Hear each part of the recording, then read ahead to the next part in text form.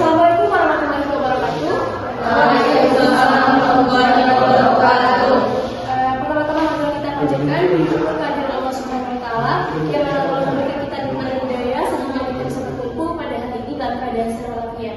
Kemudian salawat dan salam tidak lupa kita haturkan kepada junjungan kita Nabi Muhammad sallallahu alaihi wasallam yang telah menolong kita dan jalan kegelapan menuju jalan terang seperti sekarang ini. Yang kami hormati Ibu Kiniti MPD selaku dosen pengampu mata kuliah pengembangan dan bahasa belajar. Pada kali ini kami dari kelompok 5 akan menjelaskan hasil dari diskusi kami dengan saya sendiri yang bernama Hanina, kemudian nama saya Celia Kaliska, kemudian nama saya kemudian nama saya Ramaduna, saya Larasati, dan saya Siti. Oke, baik teman-teman, jadi pada kali ini kami akan menjelaskan terkait inovasi dan tren terkini dalam pengembangan media pembelajaran. Teman-teman bisa melihat pada PPT yang telah kami lampirkan. Kecerdasan buatan dalam pendidikan ini menawarkan cara kreatif untuk mempersonalisasikan seperti AI yang membuat pelajaran lebih interaktif, kemudian mendukung perkembangan fisik, sosial, psikologis, dan akademik siswa. Di mana meskipun ada kekhawatiran AI ini menggantikan peran manusia dan teknologi ini membuktikan efektivitas dan efisiensi di dunia kerja dan pendidikan. Kemudian kecerdasan buatan atau AI ini diterapkan dalam pendidikan tinggi, kurikulum, dan pelatihan guru, terutama dalam pembelajaran kolaboratif. AI juga banyak digunakan dalam pembelajaran matematika dan bahasa dengan potensi untuk memberikan umpan balik instan dan meningkatkan desain pembelajaran. Sebagai agen moderator, AI juga memperkaya interaksi antara guru dan siswa sehingga mendukung penguasaan dalam pembelajaran. Pendidik juga perlu memanfaatkan AI untuk menciptakan pengalaman belajar yang interaktif dan mendalam.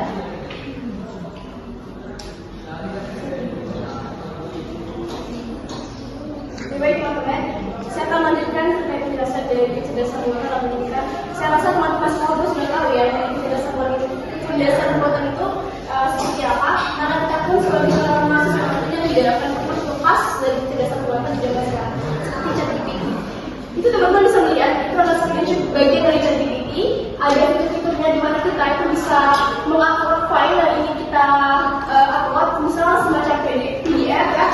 Kemudian kita juga bisa membuat gambar, kita memilih fitur gambar di situ dan berbagai fitur lainnya. Jadi memang ChatGPT ini telah canggih dan memang bisa kita gunakan dalam topik pendidikan kita. Namun teman-teman perlu kita ketahui bahwasanya walaupun kita menggunakan AI ataupun kecerdasan buatan, tapi kita sebagai seorang mahasiswa juga harus menjalani terlebih dahulu informasi-informasi yang kita serapkan. Baik, berikutnya penjelasan terkait realitas virtual dan augmented. Realitas virtual dalam pembelajaran. Jadi virtual reality itu merupakan teknologi yang menciptakan pengalaman 3D realistis di mana memungkinkan interaksi dalam lingkungan virtual. Kemudian VR ya ataupun virtual reality ini telah merevolusi berbagai macam industri termasuk ke dalam pendidikan dengan menawarkan pengalaman belajar yang interaktif dan mendalam. Di mana penggunaan VR itu dapat membuat siswa memungkinkan untuk menjadi inovasi jauh dan berpartisipasi dalam simulasi praktis. Nah teman-teman, dalam realitas virtual ini memang telah banyak digunakan di beberapa sekolah ya. Namun mungkin di sini kekurangannya itu adalah istilahnya memang dalam segi harga untuk melakukan itu termasuk terjangkau gitu istilahnya. Jadi tidak semua sekolah bisa menerapkan hal itu. Nah, bisa seandainya dalam pembelajaran kedokteran, mahasiswa kedokteran itu dapat menggunakan VR untuk melatih keterampilan dan terampil ya tanpa ada risiko yang begitu ini. Jadi mereka bisa menggunakan aktivitas tersebut jika seandainya bedanya salah bisa diulang kembali lagi. Jadi juga bisa seandainya dalam bidang fisika atau matematika dapat melakukan eksperimen dan mengamati konsep-konsep yang abstrak melalui simulasi VR yang interaktif. Atau bisa seandainya dalam pelajaran IPS seperti planet-planet dasar lautan, dan di sini kita bisa mewujudkan planet-planet tersebut secara langsung dan bagian kita melihat bagaimana bentuk-bentuknya, kemudian juga bagaimana istilahnya dari hal tersebut. Sehingga di sini memungkinkan kita untuk mengalami pengalaman secara nyata. Nah, untuk VR ini memang dalam pendidikan itu istilahnya memberi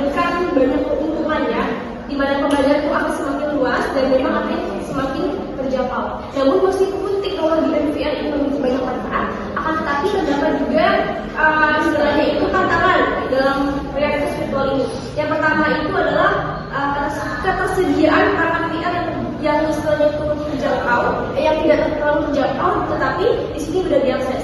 Nah, di sini harga perangkat VR itu masih relatif tinggi, sehingga istilahnya belum semua sekolah di Indonesia itu menerapkan dari VR itu sendiri. Kemudian juga di sini kalau kita menggunakan VR terlalu lama, itu kan menggunakan semacam kacamata itu kan. Nah, kalau kita menggunakan VR terlalu lama, maka di sini istilahnya akan menyebabkan sakit kepala di kita, sakit kepala di kepala kita, ataupun istilahnya sakit-sakit dalam tubuh lainnya. Sehingga dalam hal ini VR itu tidak terlalu boleh digunakan untuk belajar. Jadi istilahnya sebagai kegiatan pembelajaran saja. Oke, baik. Berikutnya untuk realitas augmented akan saya serahkan kepada rekan saya, Fauzia. Baik, saya akan lanjutkan materi selanjutnya dari materi dari saudari Karina mengenai realitas virtual dan augmented dalam pembelajaran. Nah, di sini saya akan menjelaskan realitas augmented dalam pembelajaran. Jadi augmented reality atau VR adalah teknologi yang menggabungkan elemen digital dengan dunia nyata secara real time yang memungkinkan visualisasi materi kompleks dalam bentuk 3 dimensi, yang dimana augmented reality ini dapat diakses melalui perangkat seperti smartphone, tablet, ataupun kacamata khusus, sehingga membuat pembelajaran lebih interaktif dan menarik. Menurut Supriyadi, AR ini memudahkan pemahaman konsep sulit, sementara menurut Lestari menemukan bahwa teknologi ini meningkatkan motivasi belajar siswa.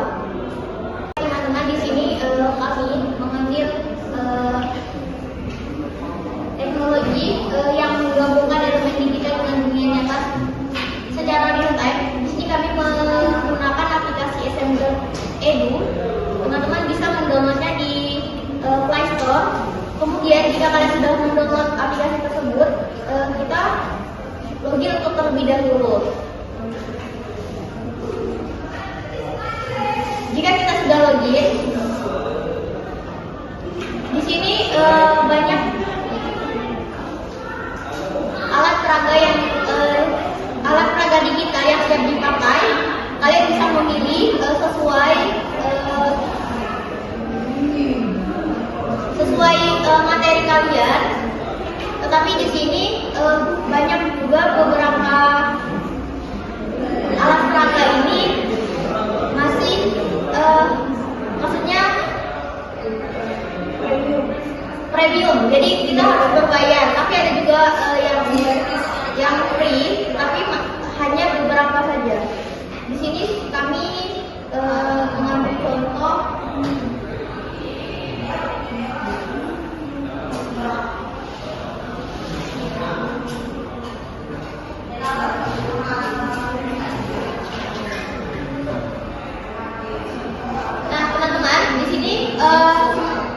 kemarin kami sudah mencoba menggunakan aplikasi ini. Kami membuat gajah, kemudian membuat bunga. Di sini kita akan membuat alat peraga yang lainnya. Jadi untuk memulainya kita pertama-tama kita mulai membuat proyek. Di sini pilih editor yang kalian inginkan. Yang pertama editor super sederhana, kemudian yang kedua default editor. Di sini kita menggunakan default editor karena membuat ini butuh beberapa objek 2 dimensi ataupun 3 dimensi termasuk audio, video, dan juga interaksi.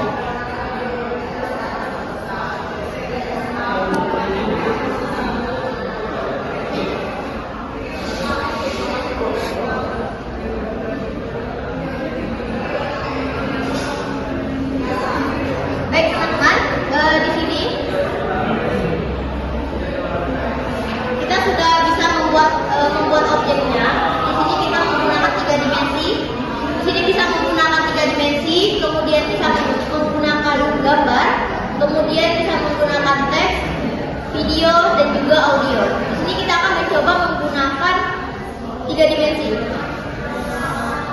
Nah, di sini banyak alat peraganya, tetapi karena di sini premium, jadi kita mengambil yang gratis.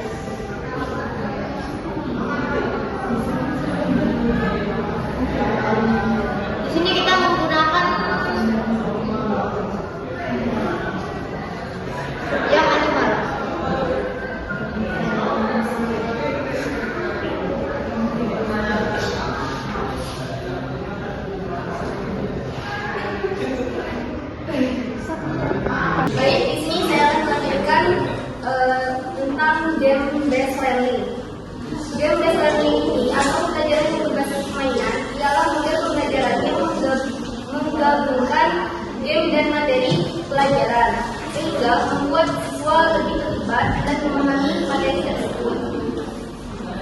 Game-based learning ini memiliki kriteria. Yang pertama, game edukasi ini dirancang untuk pembelajaran sambil bermain seperti aplikasi Kahoot atau Quizzes. Yang kedua, kemudahan penggunaan.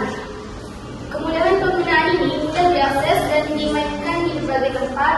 Yang ketiga, sesuai tujuan, membuat pembelajaran untuk mencapai tujuan tertentu. Dan yang terakhir, mengembangkan daya pikir, menantang siswa dengan tahapan kesulitan bertingkat.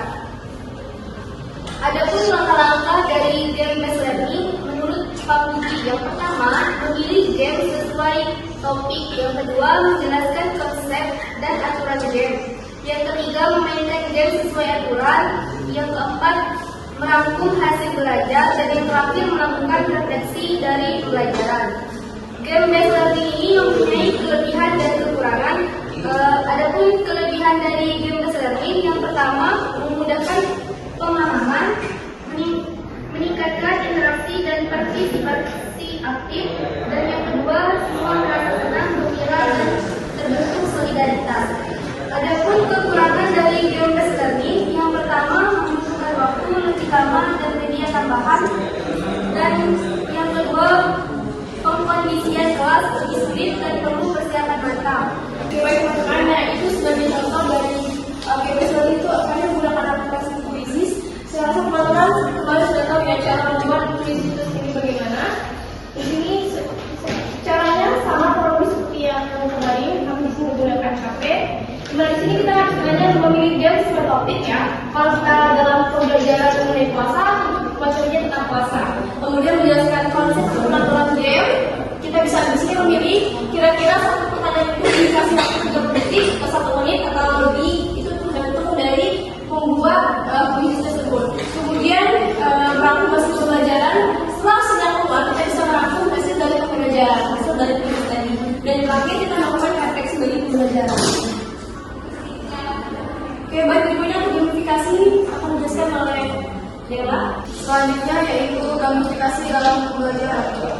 Gamifikasi adalah penerapan elemen dan strategi permainan dalam aktivitas non-permainan untuk meningkatkan keterlibatan, motivasi, dan prestasi pengguna.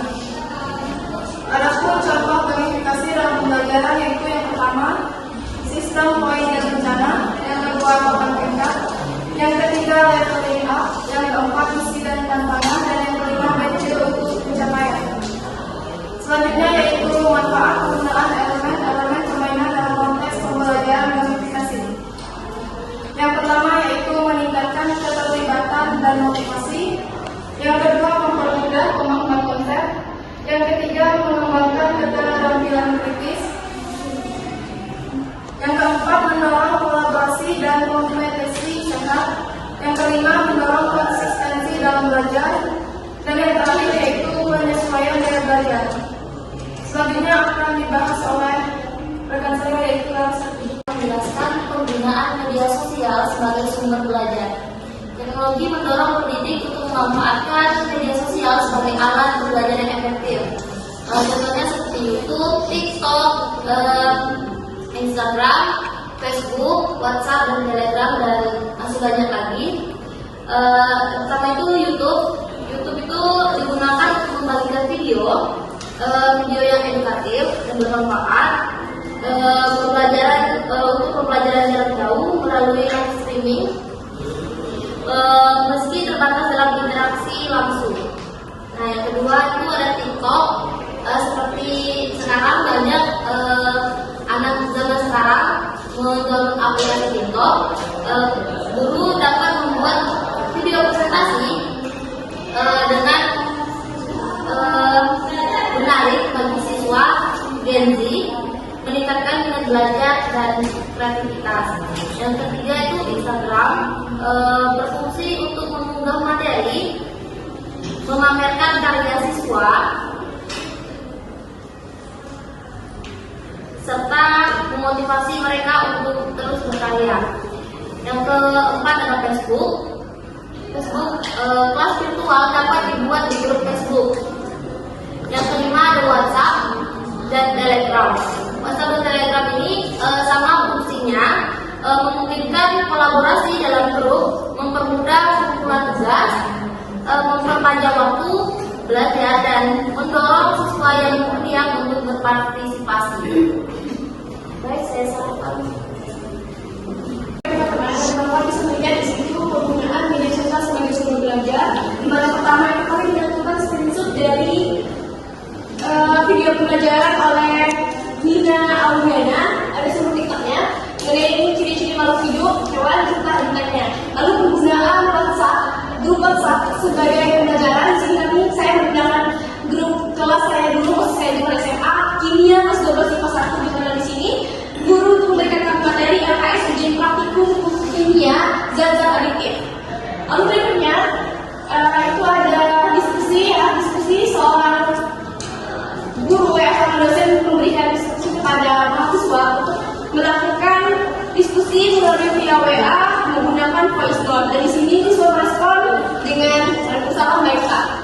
Lalu berikutnya itu kami menggunakan Instagram. Dan di sini ada sebuah video mengenai video pembelajaran laporan keuangan oleh kelas 21B perbandingan syariah. Di sini kami sudah menggunakan video juga. Jadi saya rasa teman-teman tahu mengenai hal itu. Baik, mungkin demikianlah perspektif dari kami. Kalau teman-teman ada yang ingin bertanya, kami silakan. Saya Priyanti ingin bertanya kepada teman-teman berkonsentrasi, apakah inovasi dalam media pembelajaran ini akan mempengaruhi hasil pembelajaran siswa dibandingkan dengan media pembelajaran tradisional yang sering digunakan, yaitu selama. Baik, terima kasih. Baik, teman-teman yang lain silakan bertanya. Baik, terima kasih kepada peserta. Pertanyaannya, kira-kira kegiatan apa yang akan dihadapi sebagai seorang pendidik dalam membuat inovasi dan juga tren dalam pembelajaran ini? Perkenalkan, nama saya Aditya Suri. Ini izin bertanya, apakah langkah pertama yang perlu dilakukan pendidik untuk membuat media pembelajaran yang tren di zaman ini? Baik, saya akan menjawab pertanyaan dari Fitriyanti, yaitu apakah inovasi dan tren dalam media pembelajaran ini akan mempengaruhi hasil belajar siswa dibandingkan media pembelajaran tradisional seperti ceramah. Inovasi dan tren dalam media pembelajaran seperti penggunaan teknologi digital dan metode interaktif dapat memiliki dampak positif dan signifikan terhadap hasil belajar siswa dibandingkan dengan metode tradisional seperti ceramah. Berikut adalah beberapa keuntungan dari media pembelajaran modern. Yang pertama yaitu interaktivitas. Media pembelajaran yang inovatif seringkali lebih interaktif, memungkinkan siswa untuk berpartisipasi secara aktif yang dapat meningkatkan pemahaman dan keterlibatan mereka. Yang kedua, personalisasi. Teknologi memungkinkan materi pembelajaran disesuaikan dengan kebutuhan dan gaya belajar masing-masing siswa sehingga meningkatkan motivasi dan hasil belajar. Yang ketiga, aksesibilitas. Siswa dapat mengakses materi kapan saja dan di mana saja, memberikan fleksibilitas yang lebih besar dalam proses belajar. Yang keempat, kolaborasi. Media pembelajaran modern mendorong kolaborasi antar siswa yang dapat meningkatkan keterampilan sosial dan kerjasama. Baik, Baik, saya menjawab pertanyaan saudari ini. Pertanyaannya adalah, kira-kira kesulitan apa saja yang mungkin kita hadapi sebagai seorang pendidik dalam membuat inovasi dan tren dalam pembelajaran ini? Berikut beberapa kesulitan yang akan dihadapi oleh seorang pendidik. Pertama, keterbatasan akses teknologi. Seperti yang kita ketahui bahwa tidak semua pendidik atau peserta didik itu punya akses teknologi yang memadai. Terkadang mereka yang berada di daerah terpencil itu memiliki kesulitan akses teknologi. Lalu berikutnya kurangnya pelatihan dan pengetahuan teknologi. Nah, dalam hal ini pendidik yang dalam istilahnya tidak biasa menggunakan teknologi, ketika mereka dihadapkan oleh penggunaan teknologi, maka mereka akan kesulitan untuk beradaptasi. Sehingga di sini diperlukan yang namanya pelatihan khusus untuk berperan dalam teknologi ini. Lalu berikutnya kendala waktu dan beban kerja. Jadi seringkali memiliki jadwal yang padat sehingga dalam hal ini bagi mereka sedikit memerlukan waktu yang banyak untuk memikirkan mengenai ide-ide inovasi terkini untuk pembelajaran. Lalu berikutnya itu adalah resistensi terhadap perubahan. Baik pendidik maupun peserta didik itu kadang sudah menerima perubahan dari metode pembelajaran secara tradisional atau metode pembelajaran lebih modern, sehingga dalam hal ini mereka istilahnya terbiasa dengan cara-cara konvensional dan sedikit-sedikit penghitungan audio. Lalu berikutnya itu adalah minimnya sumber daya. Inovasi ini membutuhkan dana, fasilitas, dan material yang memadai. Sehingga dalam hal ini, jika sekolah atau lembaga pendidikan kekurangan anggaran, maka mereka ini memiliki pengaruh signifikan untuk mencapai inovasi dan tren pembelajaran yang modern. Lalu berikutnya itu adalah tantangan dalam menyusun kurikulum tadi. Menciptakan inovasi dengan gaya belajar itu tidak mudah, sehingga di sini diperlukan kreativitas yang tinggi agar bisa mencapai tujuan pembelajaran yang memang diinginkan. Sehingga dalam hal ini diperlukan tantangan dalam menyesuaikan kebutuhan studi. Dan berikutnya itu adalah perubahan kurikulum yang cepat. Kurikulum yang sering berubah dari tahun 13 ke kurikulum modern ataupun sebaliknya, di sini membutuhkan istilahnya perubahan yang sangat cepat, sehingga menyebabkan pendidik ataupun menunjukkan peserta didik untuk merancang inovasi yang selaras dengan tujuan pembelajaran baru. Jadi kira-kira itu mengenai kesulitan yang akan dihadapi oleh pendidik dalam pembuatan inovasi dan tren pembelajaran ini. Apakah saudari Widi bisa menerima jawaban dari kami? Baik, sama-sama. Baik, di sini saya akan menjawab pertanyaan dari Devi. Apa langkah pertama yang harus dilakukan pendidik untuk membuat media pembelajaran yang sedang tren zaman sekarang? Nah, langkah pertama yang harus dilakukan pendidik untuk membuat media pembelajaran yang relevan dengan zaman sekarang adalah mengidentifikasi kebutuhan dan karakteristik peserta didik. Jadi penting agar media pembelajaran dibuat sesuai dengan yang pertama, usia dan tingkat pendidikan. Misalnya media untuk anak-anak harus lebih interaktif dan visual. Yang kedua, gaya belajar.